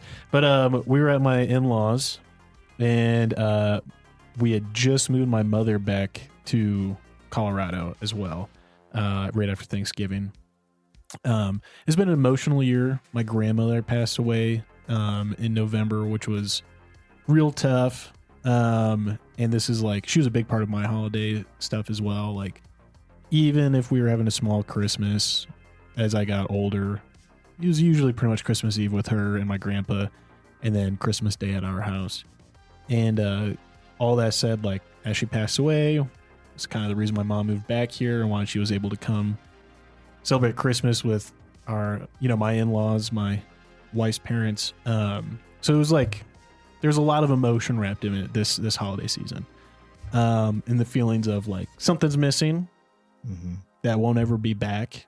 But there's also the beauty in we're really blessed that my mom and my in-laws get along. I mean, not just get along, but like enjoy each other. She's kind of a tomboy. So Phil and her get along really well when it comes to a lot of the kind of outdoors camping stuff. But she's also, I would say, very spiritual too. So her and my mother-in-law kind of get along. 'Cause my mother-in-law is very, not like Eastern spiritual, but a little bit. Like, she's got like more essential oils, not necessarily essential. No, but no, like you're not wrong. Like she does essential oil adjacent, but like right? Like she before going to like Tylenol, she has like more kind of like home remedies that she would recommend and stuff, which work. Like they're not like, prick your thumb and dance around in the mirror 3 times and then, maybe some Epsom salt baths. Yeah, stuff like that's more like Homeopathic. Homeopathic, yeah, that works without like, putting something on your liver, which is fine. And it does work. Like she's giving us stuff that works for our cold and flu all the time. But anyways, they all get along very well. And so it's very much a blessing that we're all able to be together Christmas morning, and give gifts to each other and stuff. And my mom's in a place right now where just moving out here, she's like a little shy because she was like, I don't really have the means to buy everyone a gift. But, we reassured her that wasn't the expectation. And then sure enough, when she was there too, like my in-laws very much like made it clear, like, the expectation is not that you have a gift for every single person, right? And all the other kids and stuff like that. So it was really great. Everyone got along really well. It was really beautiful to just see everyone there. My mom got really emotional and went to my mother-in-law and just thanked her for creating such a open home environment and being able to like keep everyone during the holidays and like lodge them. So it was really beautiful. I felt like I saw for the first time in quite a few years, like the spirit of Christmas, of people being brought together, united by this spirit of thankfulness. And like the greatest gifts were not the things wrapped, right? The greatest gifts were being present with one another, enjoying one another's company, and also like enjoying that in the moment of recognizing there is company that I miss that is not here now, right? And so that kind of, all that to combine made it very emotional, very powerful, but also just put me in a place of Thanksgiving. That said, I'm a Scrooge McDuck Grinch, right? And I say this because I grew up getting gifts every Christmas. Christmas Eve would be at the grandparents' house, open up gifts there as a big family. Christmas Day was at my house, of course, my mom's house, and open up gifts. And so I was spoiled rotten with gifts and toys growing up as a kid. My mom kind of leaned into Santa, but not really hard. But after I graduated high school, I was going to community college and working a full-time job. That was a graveyard shift security mall cop job. I was just freaking fried and dead. And my grandfather and I were living together in a house, and he was gone for Christmas. He was like out of town visiting his grandkids from a previous marriage. And he left before Christmas Day, and I had been working on finals and stuff. And so I came home and he was already gone. And then it was like the Christmas break after my first semester doing community college. And I was just like alone with my dog. And at first there was this sadness. And then go ahead. Like, I'm just picturing the Grinch with Max. It was, dude. He's just like, I hate Christmas. Dude, like it was, I have pictures of me with that dog on Christmas Day, just like in bed. Like, you know, she's just like chilling with me and I'm, you know, and we went for a walk around this park down in like Denver metro area. And there was no one around, right? Because it's Christmas Day. So everybody's in their house doing Christmas. And I was just like, oh, man, like my grandpa didn't even ask me if I wanted to give. No one sent me any gifts. I'm bummed. And then I was like, there was just this like quiet stillness of like, you spoiled brat. Like, what is it about? And I just like remember like that loneliness all of a sudden left, and it was just like embarrassment and shame with like, I have to sit with myself and recognize my selfishness and reflect on like thankfulness of like, well, what am I actually thankful for? And I was really thankful for my dog Faith, and I was really thankful that I had a good roommate that was my grandfather, and we got more time together and stuff that year. And I just found myself like my whole spirit changed, and ever since then I've never been really good about gifts and getting gifts. I've been very like just not about, I don't want gifts every year. I don't want gifts at all. I prefer no one give me anything. And I'd prefer just, if they want to give us something, it'd be a utility thing that would be like, we were talking before the show, like, we're saving up for a house. If you want to give us a gift, $100 in that investment account will work great. You know, that pays dividends over a couple months, right? Yeah, I'm getting you furnace filters next year. Thanks, man. No, seriously, I think my grandfather came back from his trip and he was like, I didn't get you anything for Christmas. What do you want? And I was like, windshield wipers. Yeah. And he got me new windshield wipers. But anyways, all that said, that's kind of my like spirit around Christmas and the holidays in general. It's changing as I'm married, and I see in my wife that her thrill and enjoyment of the holidays is not about her getting gifts. It's not this like childish and mature view. But it is a really beautiful innocence around the idea of family being together and thankful for like one another at this time. Right. And it's just kind of cool because I see that very much like saturated in her parents' home now, because Christmas is now finally for the first time changed to almost no kids are home ever outside of holidays. So we get to see the house is full again.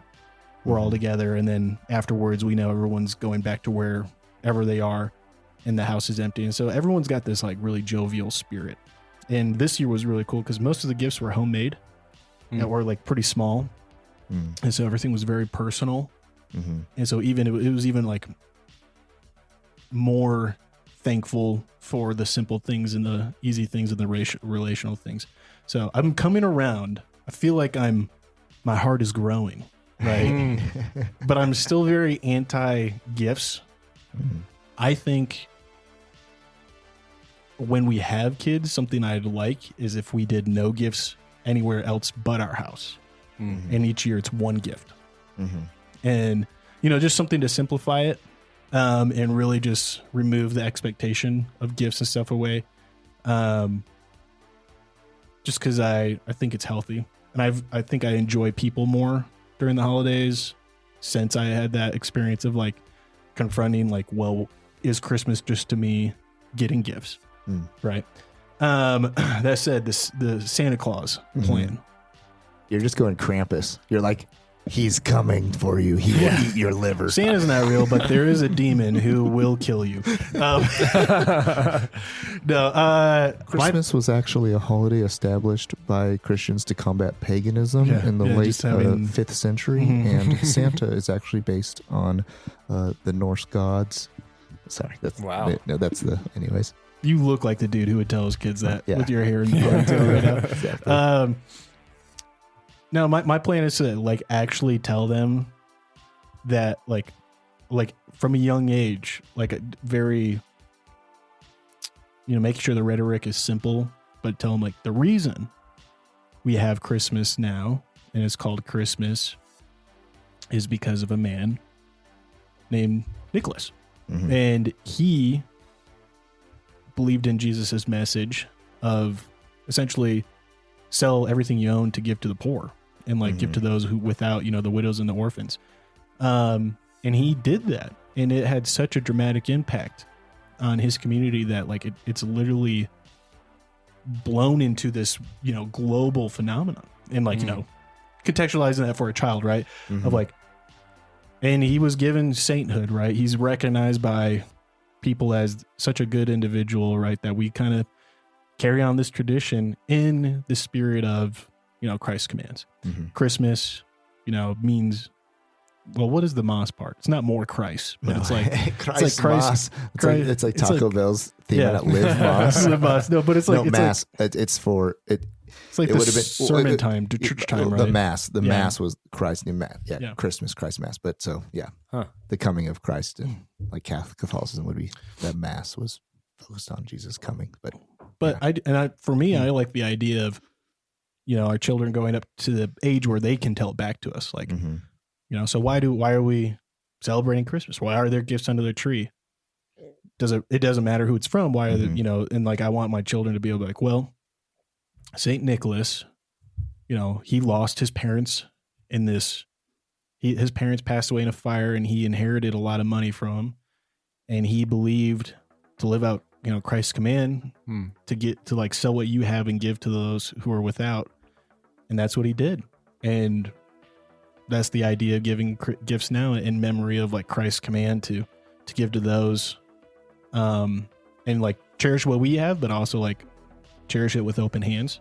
And I would like that to be the idea. And then like also just tell them like, and some people tell their kids that a man named Santa, who's pretty much Saint Nick, comes down the chimney. Don't tell him that he's not real. You can just say why you celebrate Christmas, but don't spoil it for the other kids, right? Because like that's kind of like, like they're your kids. It's their business, Yeah. Not my monkeys, not my circus. Right. Like, it's like but like I do think like I do think the Saint Nicholas story is good. I also think it is like magical in of its own. Right. Like, and like I think it's kind of cool because I want my kids growing up. Not necessarily idolizing, but having people they look up to in memoriam. Like I want my son and daughter, I don't care. I'd be sick if my daughter had these figures that she looked up to, but I want them to look at like St. Nicholas. I want them to look at William Wallace, and I want them to like look at, Martin Luther King, and like see people that they're like, these are people who did great things that we have, memories of, that we celebrate because they did great things. A lot of them also in line and in spirit of like Christ's commands. And so I think that's kind of the approach I'll have with it. That's it. I'm waking up my son when I get home. Listen, boy. He ain't real. But don't tell anybody. But all that said too, I don't have kids. We'll see. I could easily be overwhelmed. Like I have the pressure, like I have my stance now, and I could easily be pressured out of it. Like, my wife Billie Jean could honestly be like, let's just do Santa. And I could be like, okay, all right. I'll roll over pretty quick. That's fine. Yeah. BetterHelp's coming a long way these days. We'll put in for the fun for the kids. I refuse though to do the whole like naughty and nice. Oh yeah thing. Yep. Like the mind game, the of behavior. like, Because here's the. I think this is where it does take even a further step away from. It steps into the consumerism piece and also like I get a reward for good behavior. The Krampus versus Santa, or the Cole versus the present. The naughty and nice is ultimate behavior modification for attaining. Like it is like one of the worst ways to set your kids up for life. In that, if I do XYZ, then my worth and value is this because of that. And so, yeah, I agree. And it's hard because, and here's also, it's weird because there's a balance of like in the real world, if you do not behave correctly, you do like end up in jail. You don't get things. Right. Or you don't get the job, or you don't like play well with others. You don't get the promotion. You don't find a spouse.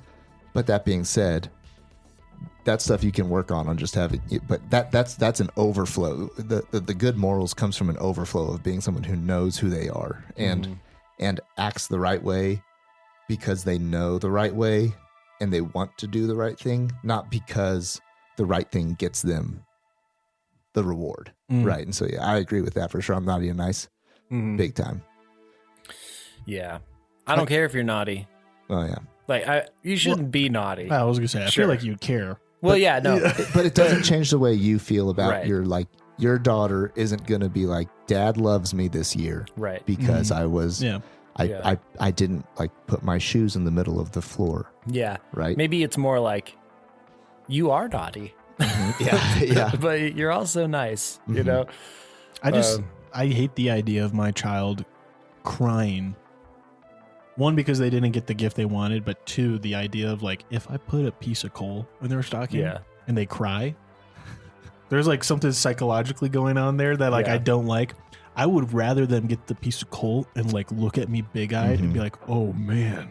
Yeah. I was bad? And like, what? Oh my gosh. And like, I just kind of like think there could be like almost not necessarily a learning lesson, but just a fun bonding experience with that. Where like, maybe you do put something, like maybe you drill something into wood, charcoal it, put it in the stocking, and be like, well, that's only good for one thing. Toss it in the fire, and then like it burns out. There's a little capsule with like after the capsule cures, we open it up. I mean, cools off. We open it up. There's a note in there. It's a scavenger hunt to the real gift. Yeah. Red Ryder BB gun. Oh yeah. Like that's like you know what I'm saying. Like so, I think like I would want them to see that and be like, oh my gosh, like there must be more to this because Dad wouldn't give me actually coal. Dad would do something cool with it.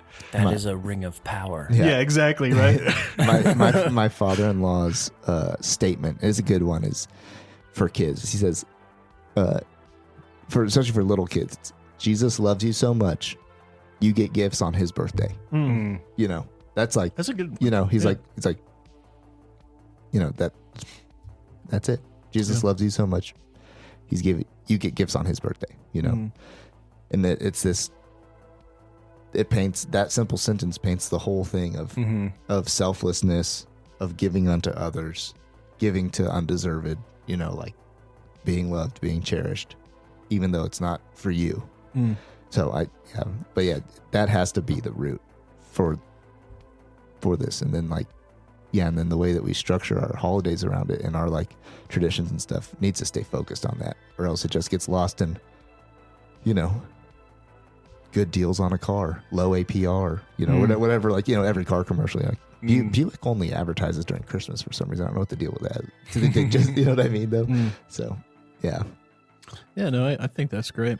And I appreciate always like being able to sit down and hear other people's perspectives, because I think as I've gotten older, you know, there's just way more charge around the holidays because you realize it becomes way more of it's a nature nurture thing, right? And you realize like this is a nurture thing, and it's way different for everybody on like how they were raised up with that expectation or not an expectation, or you know, whatever it comes from. And I think like that's something I've really come to appreciate is like the conversation around it, because when you're a kid, you kind of just think, I think you assume just about everybody is having the same experience today. You know what I mean?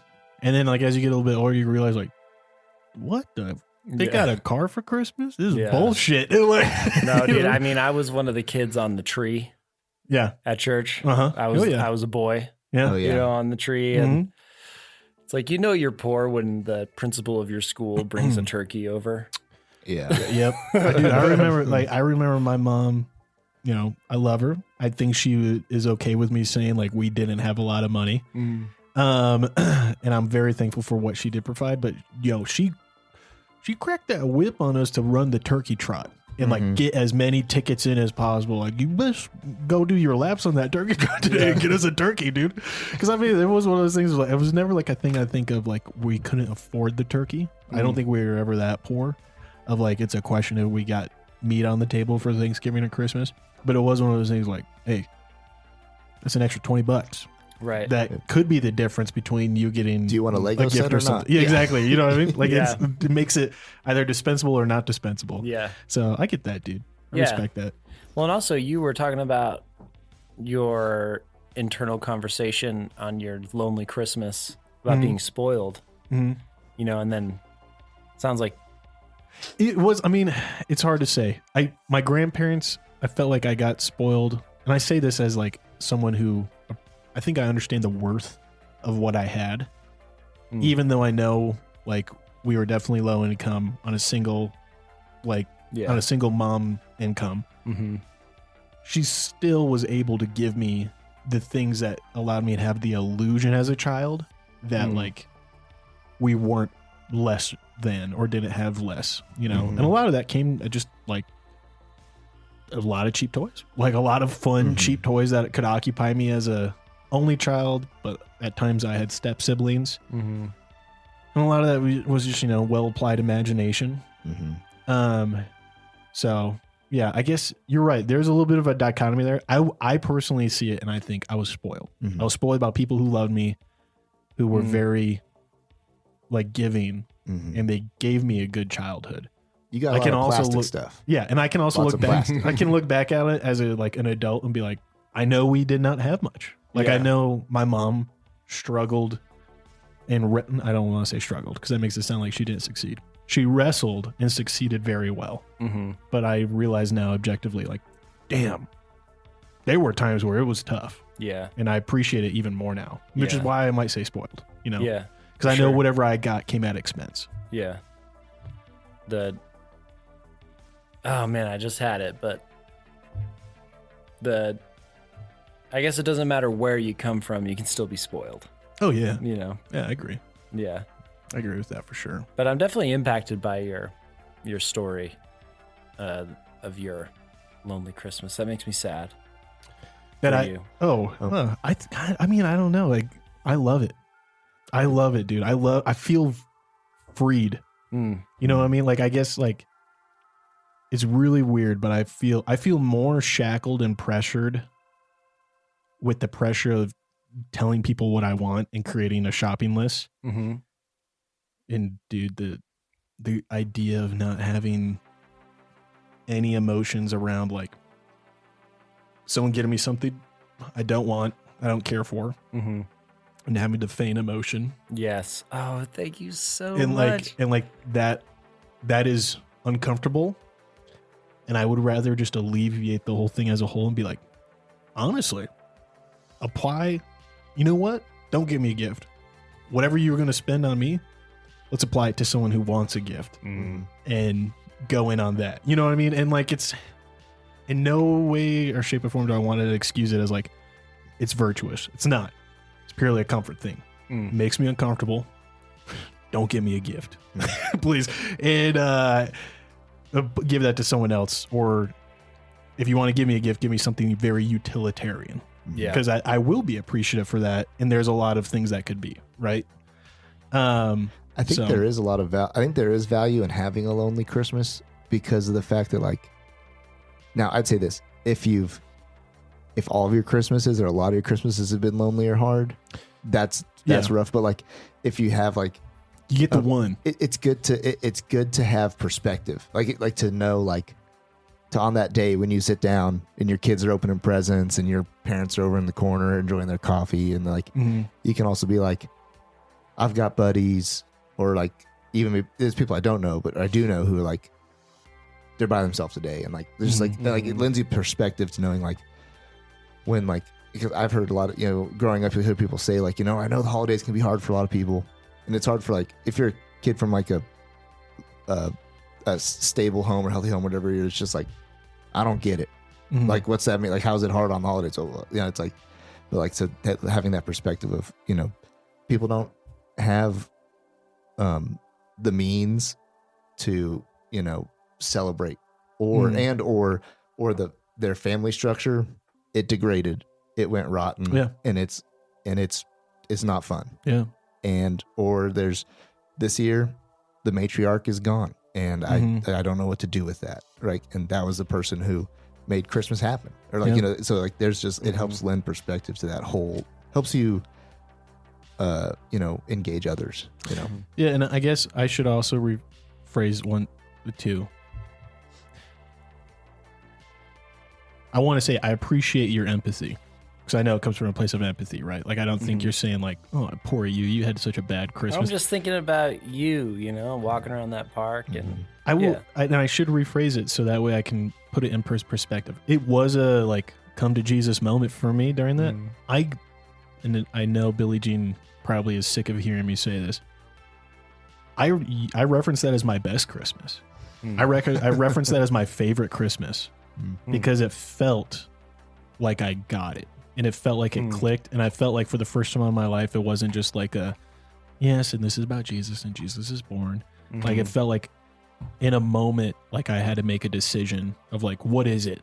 And I was stuck with myself to decide like, okay, what is it? No one else is here to tell me what it is. No one else is here to tell me how to feel. I just need to decide for myself what is Christmas. Yeah. Because if it is all about the gifts and stuff, then this sucks. Right. Because I'm alone. But if it's not about that, if it's about something else, then what is it? And I think that's why I think of it as like my best one, because it was a very, I don't know, what's the word for that? Liberating? Yeah. Not just liberating, but like it was an epiphany, It felt very like the term for when you are educated in growing up. I don't know. It's like it's a term of word. Someone's like yelling it on the radio. It's like coming of age, yeah, but it's a word that describes a coming of age moment.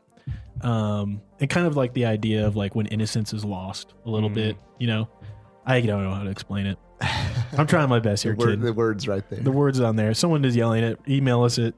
Leave it in the comments on YouTube. But anyways, I enjoyed. This is a good podcast. Billy, enjoy having you on, dude. You're a good talker. Thank you. Yeah. I guess, I don't really have anything else to say. I love my gifts. Yeah. Thanks for that, dude. I'm really excited to hang them up on the wall. One day people will get a video camera shot of like the podcast studio. It's kind of cool because we used to decorate the studio. No one has ever seen it other than guests. But yeah, I don't know. Pat, Billy, any kind of sign-offs? Anything else you want to say to leave people with? Wow. Yeah, no pressure. Are you going to do a Lonesome Dove one? We're going to do a Lonesome Dove one. That's one of my favorite novels of all time. Nice. We talked about this at the baby shower that we sort of became friends at. Yeah. But thinking about that, I can't wait. Can't wait for that. And I even might have a gift. Oh, yeah? For that one. Dude, you should come on to Dog-Eared Dialogues and review it with us. Well, we'd love to have you on. Yeah, I mean, that would be sick. I love that. I love that book. So I guess stay tuned for that. I will stay tuned. Okay. For the Lonesome Dove. Yeah, well, now that we know you're interested in it, we got one listener who's interested in it, so we'll crank it out. So we'll get out there real quick. But my mom was like, I'm going to read Blood Meridian. And I was like, no. And I told her, I was like, don't read it. Just read Lonesome Dove. Yeah. And then wait for that one. Or All the Pretty Horses. That's like the most consumable Cormac McCarthy. Yeah. I was like, let's skip that one. My grandfather listened to part 2 of our Blood Meridian Dog-Eared Dialogues. He's like, I never read that book. Don't feel like I need to now. Yeah. I was like, yeah. And he's like, I really loved your review, and I thought you really went into good details of the themes and such. I don't think it's a book I need to read. And I was like, hey, you know what, Pops? I appreciate that. Here's the deal. Someone who's in the seasons wise, the winter of their life, you don't need to get into that. Yeah. It's a late spring book. Yeah. It's a late spring book for you to go into your falls and winters with, because someone who's in the winters are like, I know about evil. Yeah. I've seen it, experienced it. I don't need to know anything more about it. I don't need to know more about it. Yeah, but that's why we're excited to shift to Lonesome Dove. It deals with some heavy topics too, but it's fun, cowboys, and it's going to be good. It's going to be fun to get into that. It's going to be a 2 or 3 parter probably to get through that whole thing. Honestly, let's just say 3 parts for now. Because it's a long book, and we're excited for that. It's the new year. I don't have any resolutions, but I'm excited for what the year's going to hold for this podcast, and I think we're going to keep growing, and we will put out another limited series at some point. We just have to get the guests lined up, and then we're going to keep trucking along with Dog-Eared Dialogues. I think from what we've heard from you guys, it's enjoyable, and it's enjoyable for us to do it. And thanks for sticking with us. If you've made it to the end of this podcast, that's impressive. We've been going for a while, and we're going to keep trying to make something that's worth your time. You can check us out we've got a YouTube channel going now. Check us out on YouTube for sure. We're popping off on YouTube. That's where we're trying to grow. And, there's a couple areas where you can support the show if you'd like. Merch is coming down the pipeline. We've got some a lot of beta testing right now. Some sweet concepts and some sweet, probably final stuff that's been produced that we're going to start getting available. And to look out for that. That'll be on our website. And yeah, we don't want to ever half-ass anything. Mm-hmm. In the words of Ron Swanson, you never half-ass anything. Oh, is that what he said? You whole ass. You whole ass it. Yeah, you whole ass it. Yeah, we just don't ever want to put anything out that we ourselves haven't held in hand.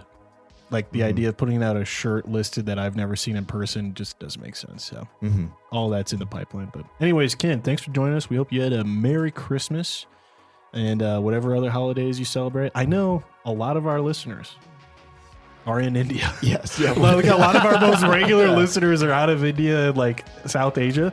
So whatever you guys celebrated, whether that's Christmas or not Christmas, hope you had a good holiday with family and stuff, had good times. And we look forward to this next year. Till next time.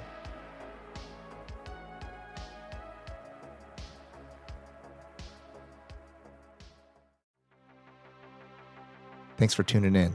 If you love this episode, drop us a review. If you have qualms or comments, leave us a voicemail on our website.